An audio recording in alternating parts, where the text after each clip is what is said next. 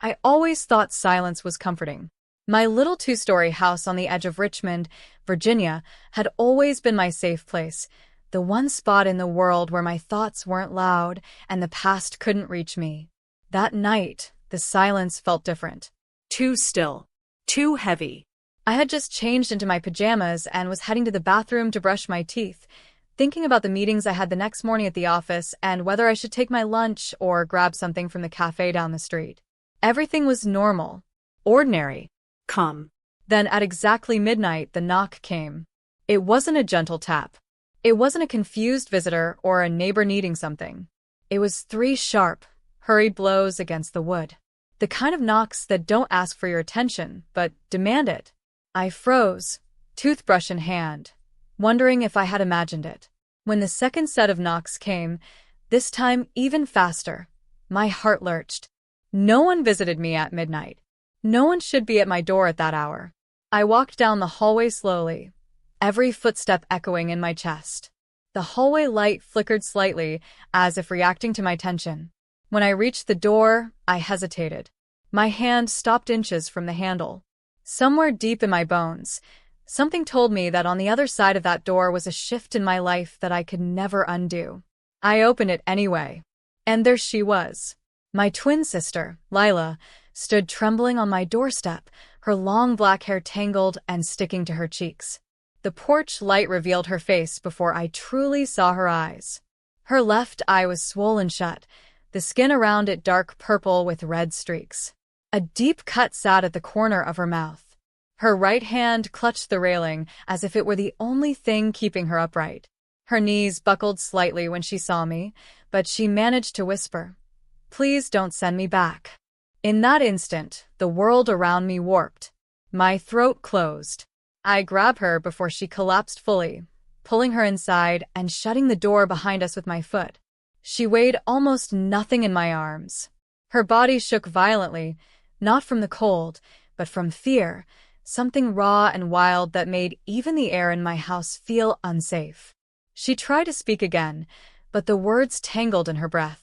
I led her to the couch, and she sank into it like her bones had given up. I rushed to the bathroom for my small first aid kit. When I returned, she had pulled her knees to her chest, staring at the floor with wide, empty eyes. "Lila, what happened?" I whispered. She didn't answer at first. She kept apologizing, her voice cracking. "I'm sorry. I shouldn't be here." He'll find me. "He always finds me." Every word sounded like she was speaking through broken glass. I sat beside her and began cleaning the blood from her lip with a damp cloth. She flinched every time I touched her, even gently. I tried to stay calm for her sake, but my hands trembled. As I carefully lifted the hem of her sweater to clean a bruise near her ribs, I saw more, dark marks, scattered like fingerprints, lining her skin. The sight of them made my vision swim. "Who did this to you?" I asked softly. She swallowed hard. "Ethan." Her husband. Ethan Ward, the charming contractor from Columbus, Ohio, the man who shook hands too confidently, smiled too perfectly, and made everyone believe he was the kindest guy in the room. I always felt something off about him. Something cold. But I never imagined this. Slowly, painfully, she began telling me everything. Their marriage, which once looked perfect on social media, had become a silent prison. At first, it was rules. Text me when you wake up. Tell me when you leave the house. Send a picture of your outfit. Then it became surveillance. Hidden cameras. Locked rooms. A GPS tracker in her car. Then it became punishments. You didn't respond fast enough. You didn't smile when I walked in. You forgot to make the bed. She had tried to leave 3 times. He found her every time. Every bruise had a story. Every story had a threat. Every threat had a promise. The worst part was hearing how isolated he'd made her. Her phone was monitored. Her bank account was frozen unless he allowed access. He even controlled her conversations with our aunt in Denver. He had slowly erased every part of her life except himself. When she finally finished speaking, she was shaking so hard that I wrapped my arms around her and held her close, letting her sob into my shoulder. I kept whispering, "You're safe now." He can't hurt you here. But even as I said it, she flinched at every sound, the hum of the refrigerator, the wind brushing against the window, a car passing outside. Then she whispered the words that made my blood turn cold. He'll come for me, Maya. He always does. He doesn't stop. I pulled back and looked into her one good eye. In that moment, something fierce settled inside me. A resolve. A fire. I felt it rising through my chest, tight and overwhelming but powerful. Lila, I said, my voice steadier than I felt, you're not going back. She shook her head. You don't understand. He'll hurt you, too. Let him try, I said, surprising even myself. I'm not afraid of him, but deep down I was afraid. Terrified. The kind of fear that coils in your stomach and waits. But I also knew something stronger. No one was going to break my sister again. Not while I was still breathing. And if Ethan Ward thought he could come into my world and take her back, he was about to learn something important. He wasn't the only one who could fight. The next morning, sunlight crept through the curtains of my guest room, touching Lila's face so softly it looked like the light was apologizing on behalf of the world. She lay curled on her side in one of my oversized shirts, breathing unevenly, her fingers twitching every few minutes like her nightmares still chased her even in sleep. I stood in the doorway for a long moment, watching her. It broke something inside me to know she had lived in fear for so long without telling me. I went to the kitchen and brewed a pot of coffee, though I barely tasted it when I brought the mug to my lips. My mind spun with questions and panic. What would Ethan do when he realized she was gone? Would he come to Richmond looking for her? Would he knock on my door the same way she had just hours earlier, except with rage instead of desperation? My hands shook as I set the mug down. I knew I couldn't let her go back. But I also knew Ethan wasn't the kind of man to give up his control willingly. I could feel the storm coming long before he even realized she was missing.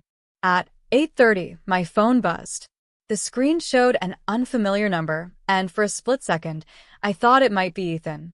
My stomach tightened, but I answered anyway. Hello. The voice on the other end was calm, but firm. Is this Maya Hayes? Yes. My name is Andrea Miles. I'm calling from Newark. I believe your sister may be with you. The breath rushed out of my lungs. She is. Who are you to her? Andrea took a slow breath. I'm a domestic violence advocate. Your sister contacted me months ago. She tried to get help, but her husband intercepted every attempt. I've been worried sick. Is she safe right now? The fact that anyone, had been looking out for her made my throat tighten. She's here. But she's hurt. And she's terrified he'll come after her.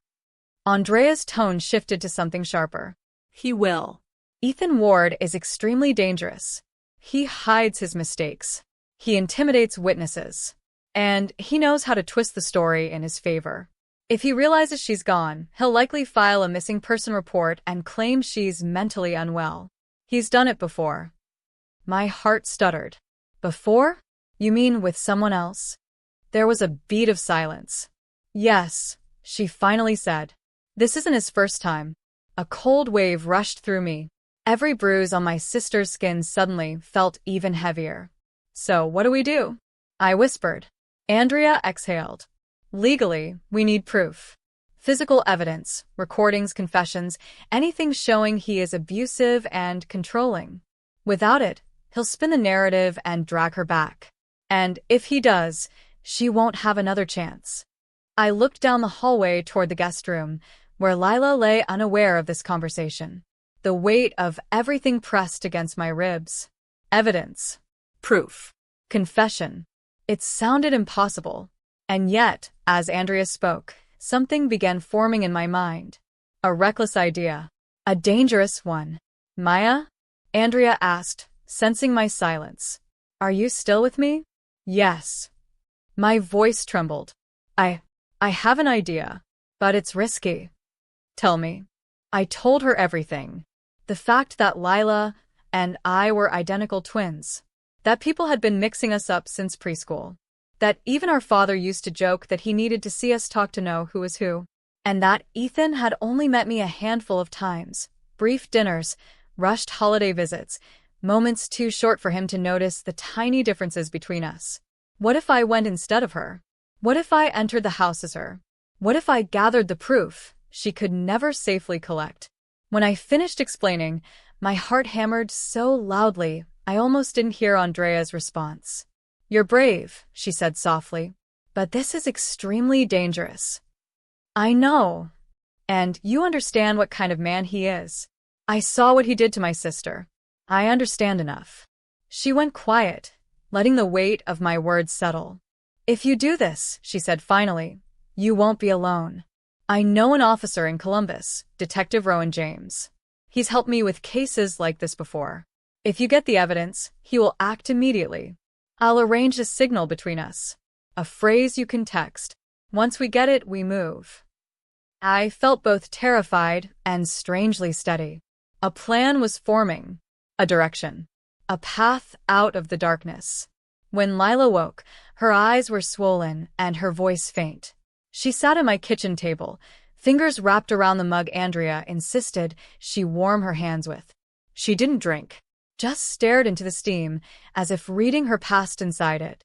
"Lila," I said gently, taking the seat across from her, "I need you to listen. I have an idea." When I told her the plan, she didn't speak at first. Her face went pale. Her hands trembled. Tears welled and spilled before she even blinked. "No," she choked. "No. Maya, I won't let you do that. You're walking into hell." "I'm walking into your hell," I corrected softly. "And I'm not afraid." "You should be." Her voice cracked. "He'll kill you. He almost killed me." I reached across the table and held her shaking hands. "He won't expect me. He thinks you're still scared. Still broken. But I'm not you. And he can't control me." She cried silently, shoulders trembling. I pulled her into my arms, and she clung to me as she had never held anyone before. Her breath shook against my shoulder. "You survived him," I whispered into her hair. "Now let me help you end this." When she finally nodded, it wasn't agreement, it was surrender. Surrender to hope. Surrender to the chance of freedom. I changed into her clothes, her sweater, her jeans, the wedding ring Ethan had forced onto her finger. I tied my hair the same way she always wore it. When I looked in the mirror, I didn't see myself. I saw a woman who had endured years of fear. And I promised her reflection something. "You'll be free after this." When I stepped outside, the air felt colder. The world looked sharper. I felt like I was walking toward a house already on fire. But I kept walking. Because I knew one thing for certain. I was coming back for my sister. And I wasn't coming back empty-handed. Ethan's house sat at the end of a quiet street in Columbus, Ohio, its gray siding and neat landscaping pretending to be something peaceful. From the outside, it looked like any other American suburban home, the kind that families dream about when they picture a perfect life. But as I stood there on the sidewalk, wearing Lila's clothes, her ring, even her perfume, I felt my stomach tighten. The house wasn't a home. It was a cage. And I was voluntarily walking into it. My palms were sweating by the time I reached the front steps. The key in my hand shook. When I unlocked the door and stepped inside, the change in atmosphere was immediate. The air was cold and stale, like it hadn't been breathed in for weeks. The lights were all on, every room glowing brightly, even though it was barely late afternoon. Cameras were perched in nearly every corner, tiny black lenses aimed like watchful eyes. A faint mechanical hum came from the security system, the kind of sound that made your skin crawl once you noticed it. Before I could gather myself, I heard his voice. "Well, look who decided to come home." There he stood in the kitchen doorway, Ethan Ward. Tall, fit, dressed too neatly for someone who claimed to be renovating houses all day. He leaned against the counter with a smile that never reached his eyes. That smile alone told me everything I needed to know about the man my sister had been surviving with. I lowered my head exactly the way Lila told me she always expected me to. "I'm sorry," I whispered. "I shouldn't have left." Ethan's shoes clicked against the tile as he moved closer. He circled me slowly, inspecting me like I was an object he owned. When his hand lifted as if to touch my face, I stepped back just a fraction, Enough to mimic fear, not enough to provoke him. "You know the rules," he said, his voice filled with smug authority. "I know," I murmured. He smirked, satisfied. "I'll deal with you later." My heart pounded as I walked past him into the living room. I forced myself to move slowly, examining the house while keeping my posture submissive. The cameras were everywhere, mounted high near the ceiling, hidden inside air vents, blended into picture frames. They weren't even subtle. They weren't meant to be. They were symbols of power, meant to remind her she was always being watched. Andrea had prepared me for this, teaching me how to spot the small lenses disguised as screws or decorative elements. I counted at least 8 in just the downstairs area. His office was locked. The basement door had 3 thick deadbolts. Even the guest bathroom had a small blinking light under the sink. No wonder Lila could never escape. She wasn't living with a husband. She was living with the warden. For hours, I played the part. I cleaned the kitchen exactly as she had described. I stayed silent unless spoken to. I walked slowly, shoulders slumped. I timed my glances to appear nervous, not curious. All the while, my phone recorded audio from my sleeve, carefully angled, so it wouldn't show on camera. Ethan watched me the entire time, leaving the room only to return unexpectedly, testing me like I was nothing more than a program he expected to run correctly. But even with his eyes on me, even with cameras everywhere, I kept observing. I memorized the layout, the location of the locks, the places where he kept his belt hanging, the spots on the wall where Dents told a story Lila never had the chance to explain. It wasn't long before he snapped. It started over something small, a glass. I washed it after using it instead of leaving it in the sink the way Lila told me he preferred. He stormed into the kitchen, grabbed my wrist with such force I felt a bolt of pain shoot through my arm. His grip tightened, fingers digging into my skin like claws. "What do you think you're doing?" he hissed. I thought. "Oh, you thought." He shoved the table with his free hand, sending a stack of mail sliding to the floor. "You think you can just break the rules now? You think you can change things?" My breath came out shaky. Not because I was pretending, because he was terrifying. His rage was unpredictable, jagged, unstable. Exactly the kind Lila had described. He paced like a wild animal, jaw clenched. "If you ever run again, I swear I'll destroy you. I'll tell everyone you're unstable. I'll suck every penny out of your life. No judge will believe you. No one will help you. You belong here." Under me. I froze, letting him see the fear he expected. "Yes," I whispered. He leaned in. "Say it louder." My heart thundered. "Yes." He grinned. "That's better." Then he said it. "You're lucky I didn't finish what I started last night." The words hit me like ice water. My entire body went cold. He had confessed, without hesitation, without realizing. He had said it plainly, as if it were something normal, as if harming my sister was part of his routine. My hand trembled as I sent the signal text to Andrea. Blue dawn. Officers would be on their way. But I needed one last thing. I needed him on camera, at his worst. I stepped backward, toward the living room where the largest camera sat. He reached for me again, grabbing my arm, furious at my silence. I lifted my chin just slightly, and I said the words that changed everything. "I'm not who you think I am." He froze. His eyes narrowed. "What did you say?" I pulled Lila's ring from my finger and let it fall to the floor, the metal clinking sharply against the wood. "I'm not her." Confusion twisted into rage on his face, but before he could react, heavy footsteps pounded on the front porch. A loud command echoed through the house. "Police! Step away!" The front door burst open, and Ethan's reign of fear ended in an instant. The moment officers burst through the front door of Ethan's house, everything inside me switched from fear to pure instinct.